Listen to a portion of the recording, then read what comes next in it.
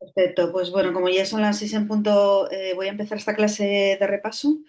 Me presento nuevamente, soy la doctora Ana Benito y, bueno, coordinadora de esta asignatura. Y esta última clase de repaso de la misma. Vamos a dar un vistazo rápido a la última actividad que habéis entregado, que era la del caso clínico del linfoma.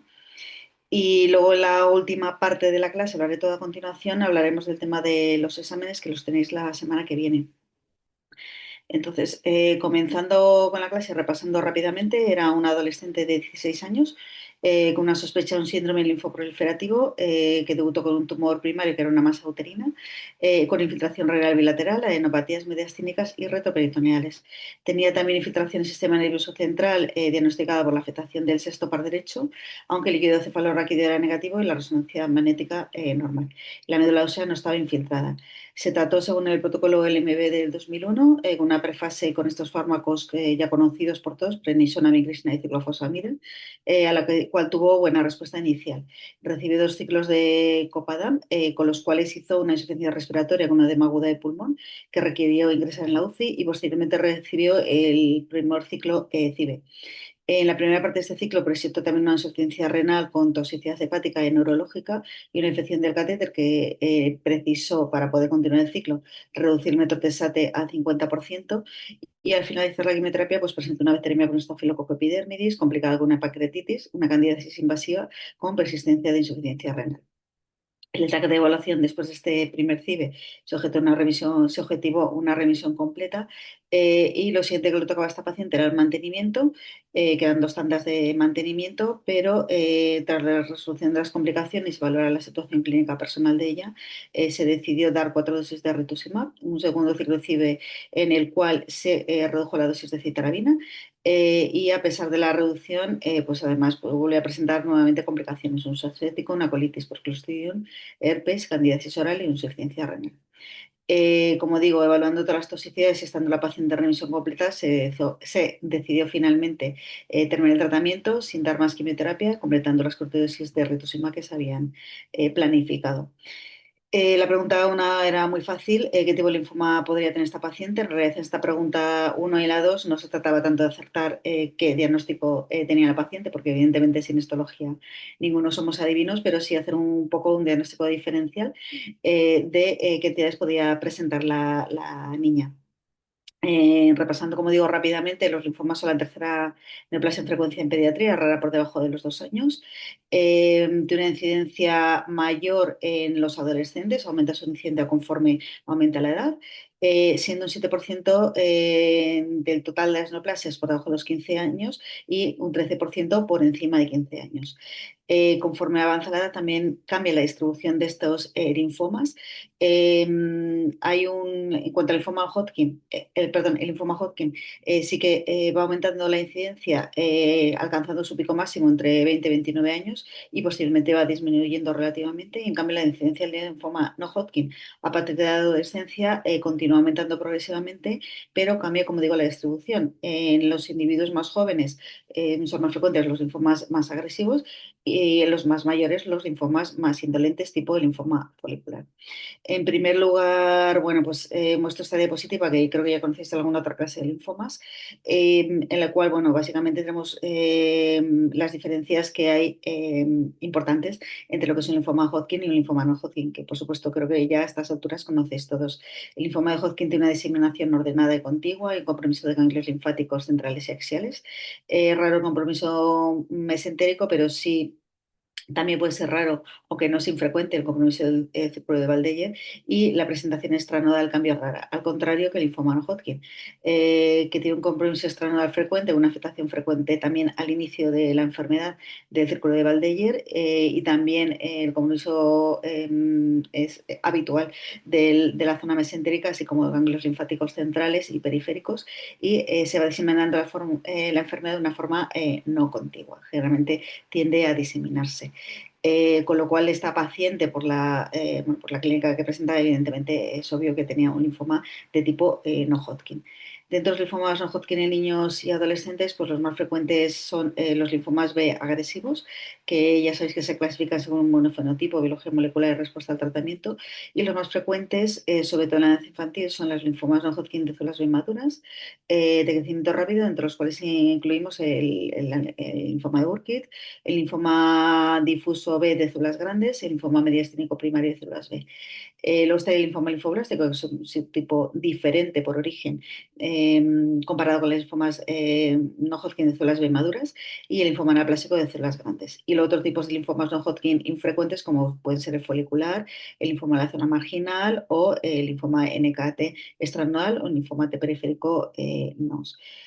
Como digo, esta distribución va cambiando con la edad y el tipo o su tipo de linfoma pues depende de la ontogenia del linfocito del que parte. Hay una transformación maligna en etapas extramedulares del linfocito, del desarrollo linfocitario y en la zona en donde se encuentra esa etapa de desarrollo linfocitario, o sea, el centro germinal, la zona de la zona oscura del ganglio, la zona clara o en la transición entre uno y otro, pues aparecen los distintos tipos de linfoma. Como digo, la estirpe celular es la etapa en la que el linfocito se maliniza, van a determinar el tipo de linfoma. Bueno, esto es una clasificación muy simple para recordar los nombres y saber cómo colocarlos, y dependiendo de qué tipo de célula parte cada tipo de linfoma. Como digo, es una clasificación muy simple. Y bueno, pues aquí es un poco la ontogenia, un poco cómo se producen estos linfomas que ya hemos explicado en clases anteriores. Lo que mando ahora mismo es la clasificación de la OMS del 2017, modificada en el 2022, que la tenéis en este artículo definida. La cuarta edición revisada del 2017 se centralizaba en las actualizaciones de linfomas B y T, y en la última edición se incorpora ya también datos genéticos y moleculares, cambiando la clasificación de varios tipos de linfoma. Como ya sabemos, en los próximos años, conforme se profundice en el estudio molecular de los linfomas, pues aparecerán posiblemente nuevas categorías o nuevas definiciones. La quinta edición del 2022 es un cambio significativo comparado con las últimas clasificaciones, y sobre todo hay cambios en lo que es la clasificación de linfomas de bajo grado y linfomas T. Y además también recordar que existe una clasificación de consenso, la ICC 2022, que tiene algunas discrepancias con la de la OMS, y ambas clasificaciones pues, actualmente conviven. Bueno, pues está la clasificación de las células, de los linfomas de células maduras y de algunas otras categorías que están incluidas en esta. Estos son algunos cambios, como transicionamos de la clasificación de la OMS del 2017 al 2022, y como algunas de estas nuevas entidades se han definido por su perfil genómico. Volviendo a lo que nos importa en esta clase o en esta clase de repaso o clase clínico, bueno, sabemos que los linfomas pediátricos e infantiles son predominantemente difusos de alto grado, que tienen aproximadamente globalmente una distribución casi equivalente entre fenotipo B y T, y que los linfomas del adulto son la mayoría de histología nodular, indolentes y de fenotipo B, siendo el linfoma de Burkitt y el linfoma linfoblástico, que son más frecuentes en la infancia, raros en la edad del adulto. En el rango intermedio están los adolescentes. Como ya hemos dicho, hay un cambio tanto en la frecuencia como en la distribución de estas entidades a lo largo de la adolescencia hasta llegar a la edad adulta.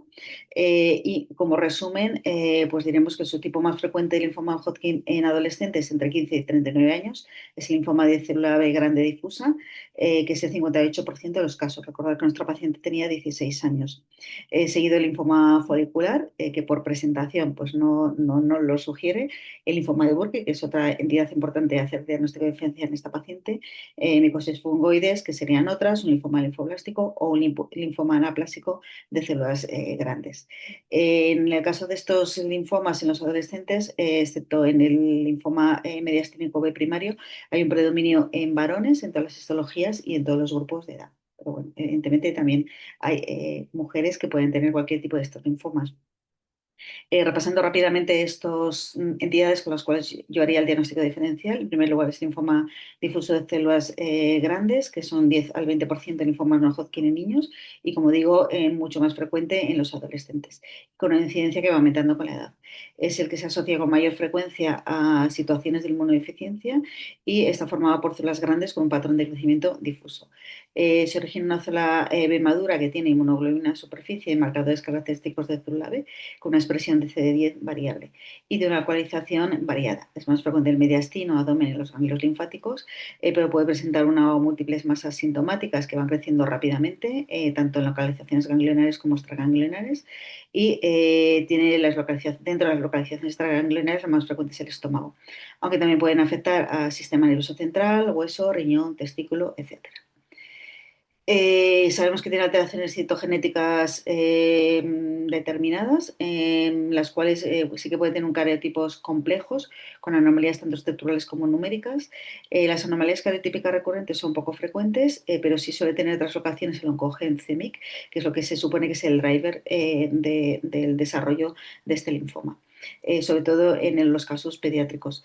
Se describen sobre todo en adultos dos perfiles de expresión génica, que son su tipo de células B activadas, que es más infrecuente en el paciente pediátrico, y en nuestro caso sería más frecuente el subtipo, el subgrupo con células B de centro germinal, que por otro lado pues tiene mejor pronóstico. En cuanto a la otra entidad con la cual yo haría el diagnóstico diferencial es el linfoma anaplásico de células grandes, que es aproximadamente un 10-15% de todos los linfomas no Hodgkin en niños y hayas globalmente. Se caracteriza por esta expresión de CD30 y que en la mayoría de los linfomas de este tipo pediátricos, el linfoma presenta esta traslocación que afecta al gen ALK situado en el cromosoma 2p23. O sea, más del 90% van a tener esta traslocación 2,5 que origina esta proteína de fusión NPM-ALK. La forma de presentación en este tipo de linfoma más frecuente son adenopatías con síntomas B, es decir, fiebre, astenia, pérdida de peso, que a veces puede cursar de forma indolente, a diferencia de otros linfomas no Hodgkin, pero es frecuente también que pueda tener afectación extranodal, sobre todo piel y tejidos blandos y a veces en hueso y pulmón, siendo la infiltración del sistema nervioso central y medular rara al diagnóstico. En cuanto al linfoma de Burkitt, que creo que es el que todos estamos más familiarizados con él, es aproximadamente el 21% de linfomas no Hodgkin en adolescentes, mucho más frecuente en la edad infantil, y son células B maduras de tamaño intermedio, con un índice proliferativo muy elevado. Tienen un inmunofenotipo de célula B con CD10 e inmunoglobulina en superficie y no tiene una elevación significativa de CL2 a diferencia del linfoma de célula B grande difusa. También el 80% de los casos tienen translocaciones que implican al oncogen CMYC, situado en 8Q24, perdón, con lo cual vamos a ver en la mayor parte de los casos esta translocación 814 típica.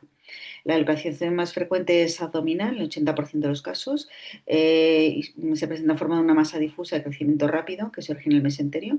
Lo más típico que se presente como un abdomen agudo que simula una apendicitis y de una extensión rápida a las vísceras intraabdominales, hígado, bazo, riñones, también producir ascitis, derrame pleural y también con frecuencia se puede diseminar al sistema nervioso central y a médula ósea. Hay formas raras de presentación, como es la afectación de tórax y mediastino, cuyo caso no es obliga a hacer un diagnóstico diferencial con linfoma B mediastínico primario. También puede presentarse simplemente en forma de linfadenopatías generalizadas y también puede afectar otros órganos, ovarios, testes, mama, piel, etcétera, útero también incluido. ¿Vale? Y finalmente la cuarta entidad sería el linfoma linfoblástico, que es un 19% de los linfomas no Hodgkin en adolescentes, más frecuente en edades más jóvenes, y se origina, como ya sabéis, un origen en una célula precursora linfoide T o B.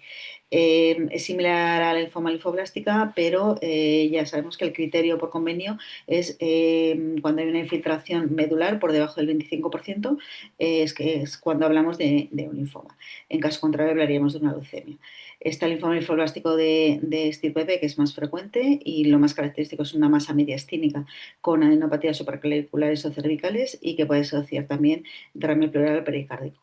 Puede ocurrir infiltración de médula ósea y sistema nervioso central, no en todos los casos. El sistema nervioso central por debajo del 5%, en médula entre un 15 y un 20%, y no es infrecuente encontrarnos como una infiltración cutánea en cuero cabelludo, que a veces es el dato inicial de la enfermedad. En cuanto al linfoma linfoblástico de estirpe B, hay neuropatías o infiltración cutánea ósea de tejidos blandos con sintomatología variable en función de la localización. La infiltración de médula ósea es un poquito más frecuente que en el de estirpe B, llegando hasta un 40% de los casos, y el sistema nervioso central suele ser también infrecuente, en torno a un 5 o un 6% de los casos.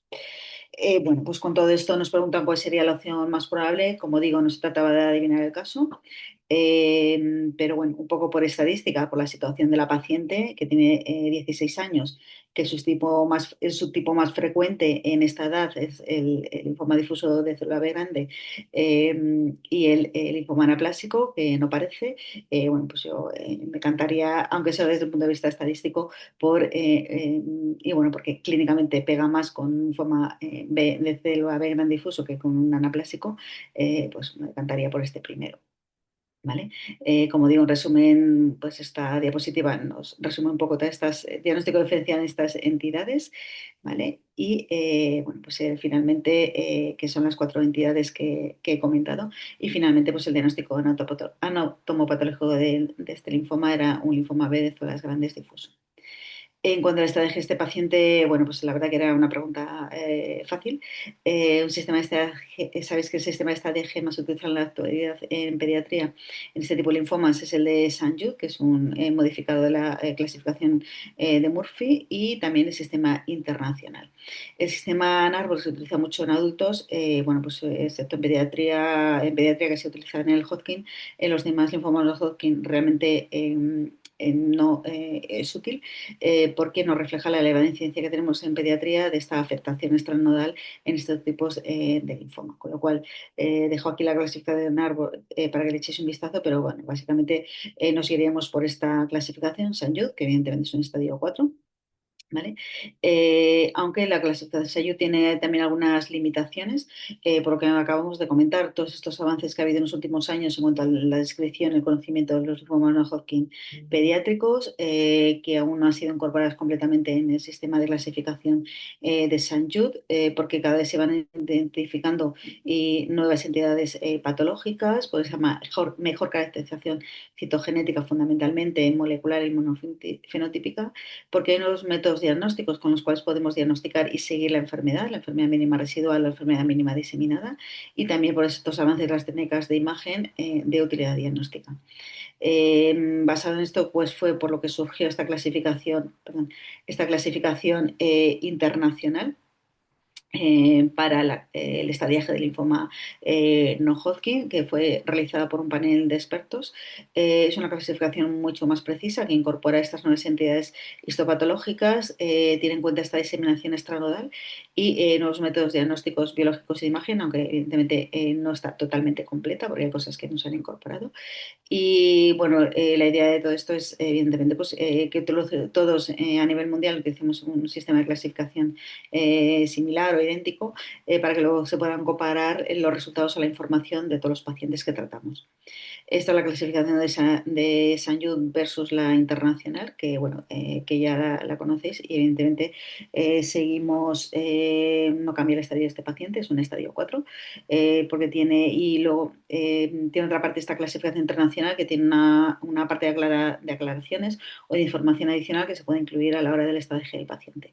En nuestro caso está más heterina, infiltración renal bilateral, una adenopatías mediastínicas y retroperitoneales, y ya por la infiltración del sistema nervioso central o esta afectación del sexto par craneal, aunque no toca la medusa infiltrada, pues evidentemente ya nos lleva a este estadio 4. En cuanto al tratamiento a realizar, drogas, secuencia de administración, tipo de tratamiento, etcétera, bueno, pues evidentemente hoy día contestaríamos que esta paciente se trataría con este protocolo, el Inter-Ritux del 2010, que ya incorporó primero en forma de ensayo clínico con 2 ramas de randomización para comparar la eficacia del rituximab versus no administración de rituximab, pero bueno, en pocos años este protocolo pasó de testar el rituximab a incorporarlo ya directamente al tratamiento de los pacientes de alto riesgo. Y bueno, pues nada, esta es una diapositiva que muestra un poco la progresión que había habido en las décadas previas, tanto en el tratamiento en la supervivencia de los linfomas Hodgkin como los linfomas no Hodgkin en la infancia. Y llegamos a este protocolo del Interrus, Ritux del 2010, basados en estudios previos, fundamentalmente los protocolos de la Sociedad Francesa de Oncología Pediátrica y los del BFM. En 1980 empezó la Sociedad Francesa con este primer protocolo, el MB del 81, planteaba el tratamiento con quimioterapia intensiva con nuevos fármacos durante un año, lo cual aumentó la supervivencia en pacientes con linfomas, sobre todo en estadio 2 y 3, y también linfomas linfoblásticas tipo Burkitt, sin infiltración del sistema nervioso central hasta un 75%, desde cifras previas que apenas alcanzaban un 30-40%. Con esta estrategia se redujeron las recaídas en el sistema nervioso central, utilizando el método de SAT de 3 gramos por metro cuadrado en 3 horas, aunque la mortalidad tóxica fue relativamente alta, hasta un 10%. Y se vio que el grupo de pacientes que tenían peor pronóstico eran los que tenían afectación del sistema nervioso central y aquellos que no conseguían una remisión completa después de 3 ciclos de quimioterapia.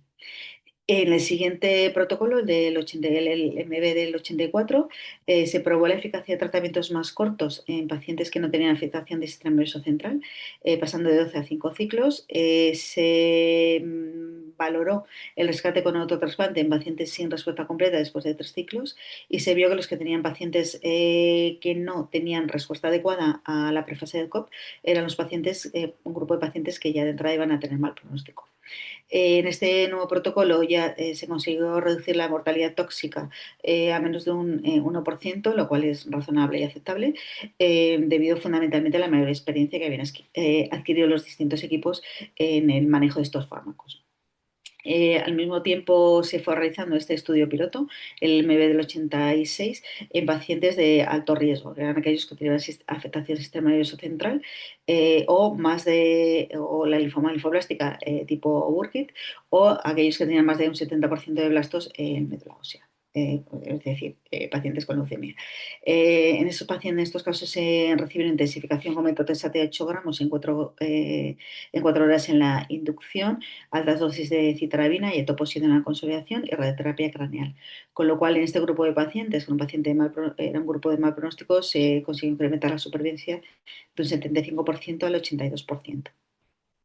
En el siguiente estudio, en el año 89, se incluyeron pacientes con linfomas de B de cualquier subtipo y de cualquier estadio, con una estrategia ya adaptada a la carga tumoral y a la respuesta inicial a la quimioterapia. En la publicación de este protocolo, los resultados del LMB del 89, se vio como la supervivencia global a los 5 años había aumentado hasta un 92%, también la supervivencia libre de enfermedad hasta por encima del 90%, siendo la supervivencia libre de enfermedad en un 98%, 92-84%, dependiendo del grupo de riesgo de cada paciente. Es decir, los de bajo riesgo, evidentemente, una supervivencia excelente, el 98%, y los de alto riesgo, pues ya hasta un 84%. El grupo, dentro de los pacientes del grupo, incluidos dentro del grupo B, se vio que los que tuvieron peor pronóstico fueron los que tenían una LDH por encima de 2 veces el valor normal al diagnóstico. Como digo, que ya se ha visto en protocolos anteriores que no habían tenido respuestas después del el primer COP, respuesta valorada con una reducción aproximadamente o mayor o igual de un 20% de la masa tumoral inicial, y también los pacientes de mayor edad. Y en el grupo C, el factor pronóstico fundamental era la afectación del sistema nervioso central. En el siguiente protocolo, que era el MB del 2001, que luego se continuó con el del No-Hodgkin B del 2004, que fue con el que se trató a nuestra paciente, ya se estratificaban los pacientes en 3 grupos de tratamiento, A, B, C y D, según, igual que el previo, según el estadio y el grado de resección tumoral. Era una modificación del protocolo anterior, y estratificaba inicialmente, pues, los pacientes incluidos en el grupo B en función de la respuesta inicial a la quimioterapia, o sea, al COP. También disminuía la intensidad en los buenos respondedores, y tenía la misma estrategia que el protocolo previo en aquellos que no podían mantener un tiempo apropiado entre ciclos, ya que el tiempo entre ciclos se vio que era muy importante a la hora de luego de mantener la respuesta a la enfermedad y del pronóstico. Y se incrementó la intensidad del tratamiento en aquellos pacientes que eran malos respondedores. Este es cómo quedó el protocolo. En el grupo B1 se encontraron los pacientes con buena respuesta, que habían reducido la masa tumoral con el primer COP, con un intervalo libre entre el primer COPADAM y el segundo que no fuera inferior a 21 días, y que hubieran alcanzado la remisión completa tras el primer COPADAM reducido. En estos pacientes se daba luego un CIM-1 y un CIM-2 y finalizaba la quimioterapia.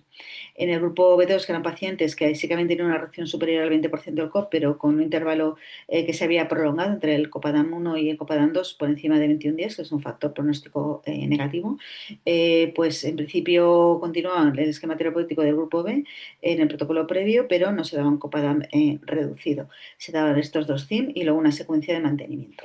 Y en el grupo B, que dentro de este grupo, pues los pacientes de peor pronóstico eran aquellos que no tenían buena respuesta al COP ni al Copadam reducido, y estos pacientes continuaban el tratamiento de consolidación como el grupo previo, se pasaban al grupo C, con los cuales se intensificaba bastante la terapia.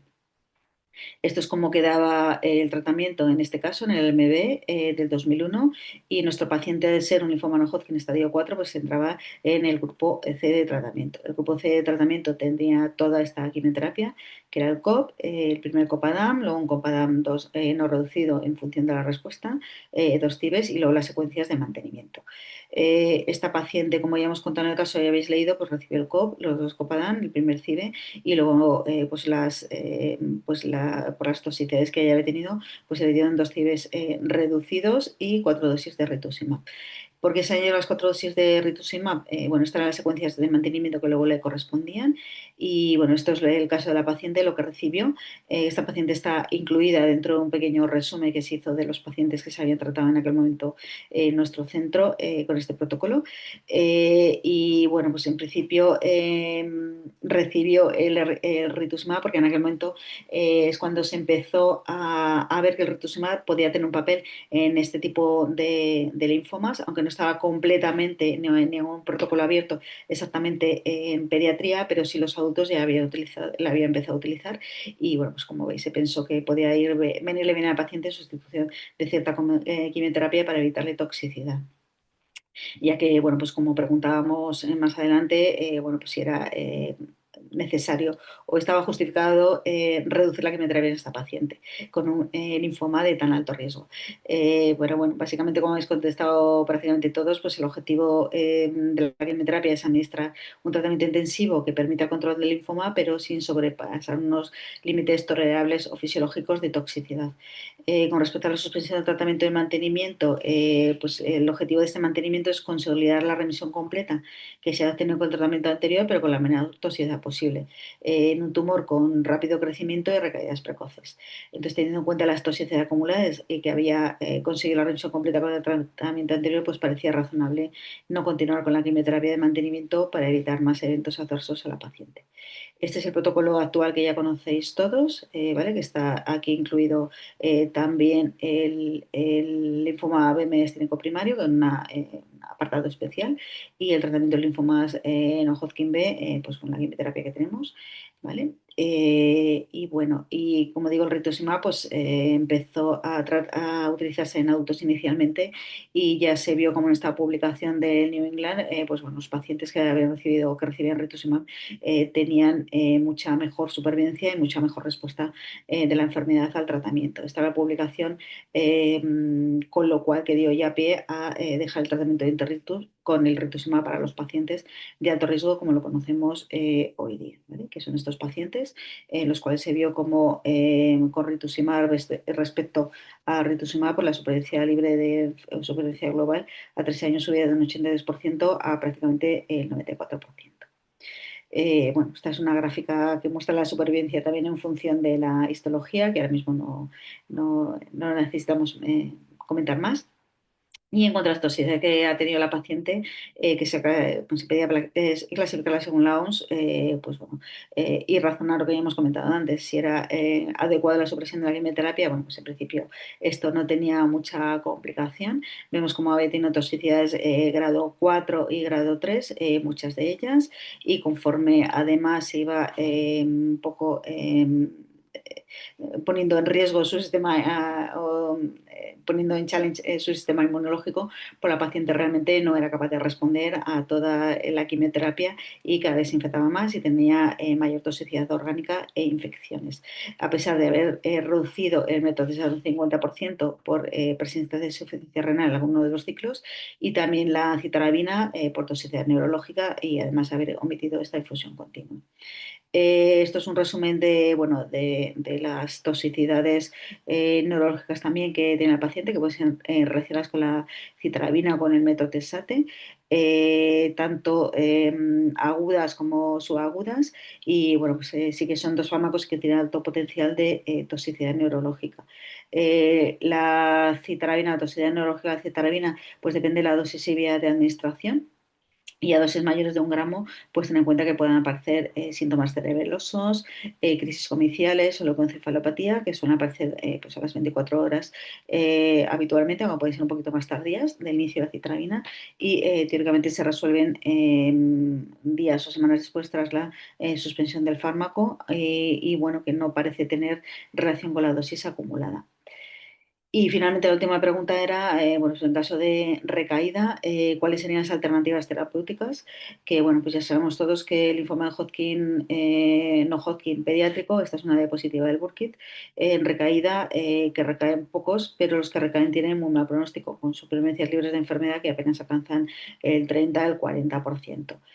Eh, sí que, como digo, estos excelentes resultados, pues bueno, pues evidentemente dejan un porcentaje de pacientes que cuando recaen, pues no tienen muchas alternativas.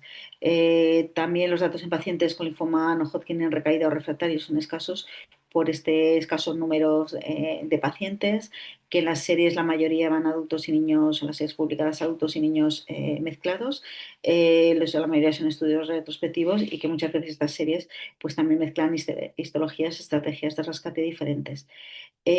Actualmente la estrategia estándar de rescate de estos linfomas no Hodgkin recaídos refractarios se basa en volver a poner quimioterapia de reinducción intensiva seguida de una consolidación con trasplante hematopoyético. Los posibles factores pronósticos que asociados a la evolución de una recaída pues son la histología. La supervivencia libre de eventos va a ser mejor en el linfoma difuso de célula B grande que en el linfoma de Burkitt. También depende de la intensidad de línea de tratamiento y el estadio. O sea, la supervivencia libre de enfermedad va a ser menor después de un tratamiento menos intensivo, y peor también si ya en la primera línea utilizamos el rituximab, que evidentemente pues en los de alto riesgo pues se va a utilizar siempre. En cambio, la intensidad en la segunda línea también es variable. En cambio, bueno, pues se ha visto que el rituximab, aunque se pone, pues igual no aporta un beneficio excesivo o significativo. El tiempo entre el diagnóstico, el fallo de tratamiento, es decir, entre el diagnóstico inicial y el diagnóstico de la refractariedad o la recaída, pues también cuenta. Es peor, evidentemente, ser refractario que progresivo o en recaída. Y la respuesta a la reducción también. Si con la reducción alcanza respuesta completa, por la supervivencia es mejor que en los no respondedores o parcialmente respondedores, que la supervivencia realmente es prácticamente nula. Y el tiempo de estar a la remisión completa, si la recaída es precoz, es decir, que es refractario en los primeros 2 ciclos, pues evidentemente el pronóstico es malísimo. Y en cuanto al papel del trasplante autólogo versus el trasplante, pues no se ha determinado aún. Pero en casos de recaída, pues evidentemente nos piden más el cuerpo hacer un trasplante alogénico si el paciente tiene un donante disponible. En cuanto a qué quimioterapias de rescate, bueno, pues rituximab con ciclos tipo RIC, o rituximab con tipo CIBE, o RVICI, con supervivencias o índices de respuesta completa en la recaída similares. Sí que había un estudio que señalaba aquí en rojo que mezclaba o combinaba el ibrutinib con rituximab o con quimioterapia, pero realmente el ibrutinib con quimioterapia es un ensayo que se dejó de hacer porque aunque había relativamente buena respuesta, sí que era muy tóxico y la mayor parte de los pacientes no toleraron, con lo cual es algo que ahora mismo no se utiliza. El trasplante, si los pacientes van en respuesta completa al trasplante, la supervivencia libre de enfermedad puede llegar hasta un 75%, si entra en remisión completa, y si no, en respuesta parcial, un 33%. Aunque bueno, como digo, tampoco se ha demostrado que hay supervivencias o sea, diferencias en la supervivencia en cuanto al tipo de trasplante. Esta es la recomendación actual. Nos quedamos con esta idea, que sería una reinducción intensiva y trasplante. En el caso de nuestra paciente, un linfoma de célula B grande difusa, haríamos 2 o 3 ciclos de RIC, y según si entra en remisión completa o no, pues haríamos a un autólogo, o incluso nos podríamos plantear un halogénico si hay un donante familiar disponible. Como digo, en cuanto al tema de trasplante, pues parece que tanto el régimen de intensidad o sea, el régimen de quimioterapia, pues puede ser que igual no sea significativo. Utilicemos un RIC o un RIVICI, aunque bueno, parece que en esta publicación en adultos parece que el RIVICI podría ir mejor. Y luego ya ensayos clínicos de cosas que se están estudiando actualmente. Aquí, como veis, muchas moléculas que se han ido utilizando en diversos ensayos clínicos, algunas que ya se han ido descartando. Fundamentalmente, pues el desarrollo de estos fármacos pues, está muy limitado por el bajo número de pacientes, por dónde se tratan los pacientes, porque se mezcla con adultos, etcétera, etcétera. Entonces no es fácil sacar la información. Sí que es mucho, siempre mejor sacar la información cuando incluimos a los pacientes dentro de ensayos clínicos. Lo que últimamente se está probando más, fundamentalmente en adultos, son la inmunoterapia, específicamente desarrollada para el linfoma B de célula gran difuso, que es una de las formas más frecuentes de linfoma no Hodgkin en adultos, y fundamentalmente lo que está más en investigación son el tratamiento con anticuerpos biespecíficos y con terapia CAR. Con terapia CAR en linfomas no Hodgkin en adultos, pues hay varias publicaciones, varios estudios piloto con diferentes constructos de CAR y bueno, todos ellos pues con relativamente eficaces y con un perfil de seguridad aceptable. Eh, Tampoco ahora mismo podemos decantarnos por uno o por otro, quizás, y hay que ver, bueno, a largo plazo, en tiempo, en mundo real, pues un poco cuál es su eficacia una vez que se trasladan a la clínica, pero bueno, los adultos están en ello. Esto es un mini resumen de algunos de estos ensayos también utilizados con terapia CAR. Entonces, bueno, pues algunos, los que producen menos toxicidad a nivel inmunológico, tipo CRS o tipo ICANS, son, bueno, finalmente, evidentemente también los que van a tener menor control sobre la enfermedad. ¿Vale? Este es el pequeño resumen final de todo esto. Estos ensayos clínicos randomizados en fase 3 comparar estos diferentes productos.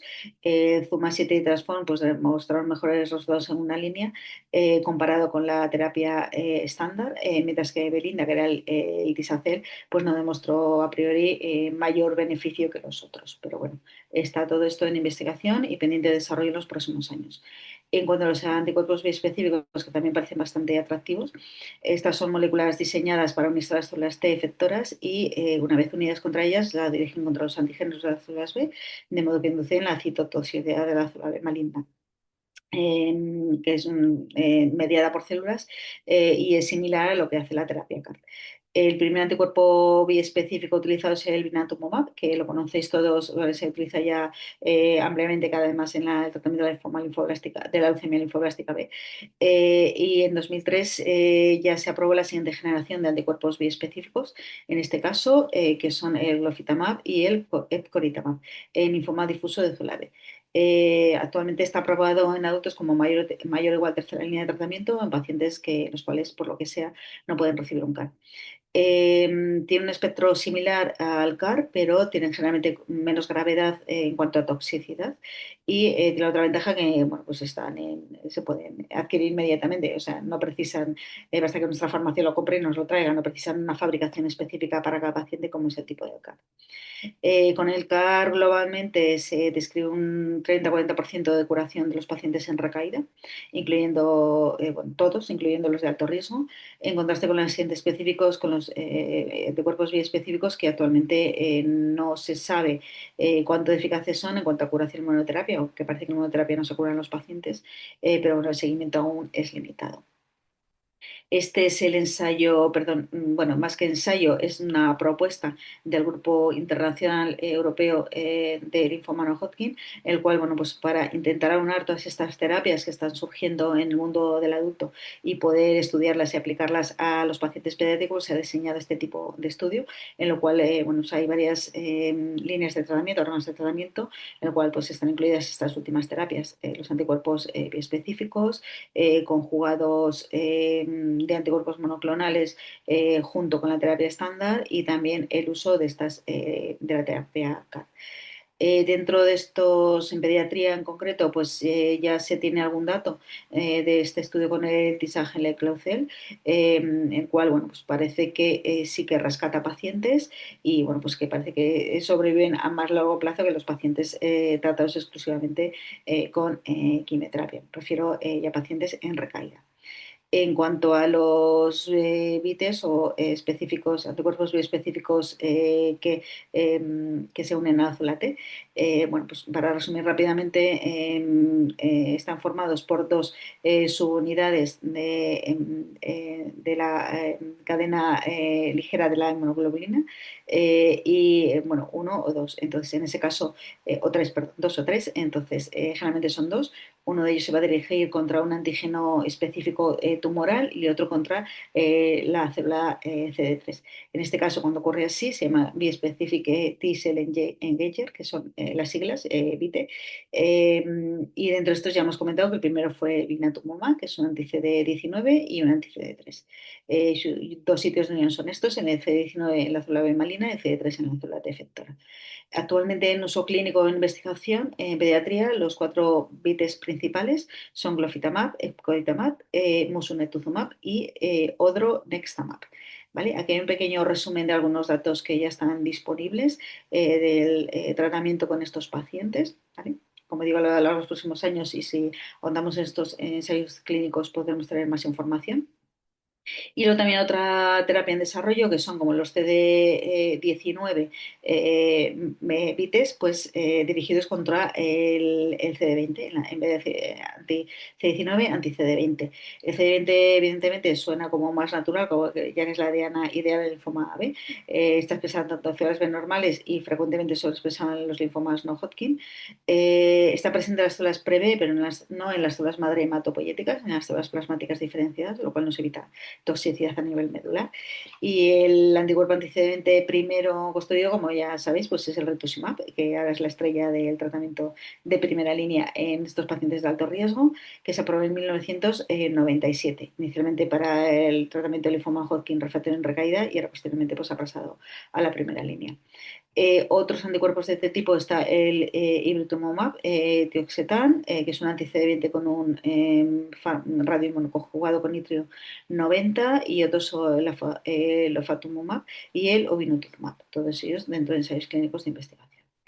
Y bueno, en principio nada más respecto a los comentarios del caso y ya voy a pasar a la parte final que no me va a llevar poco tiempo, pero bueno, que me parece muy importante que le echéis un vistazo si tenéis tiempo, ¿vale? Bueno, creo que debéis echar un vistazo un poco por algunas cosillas que vamos a comentar.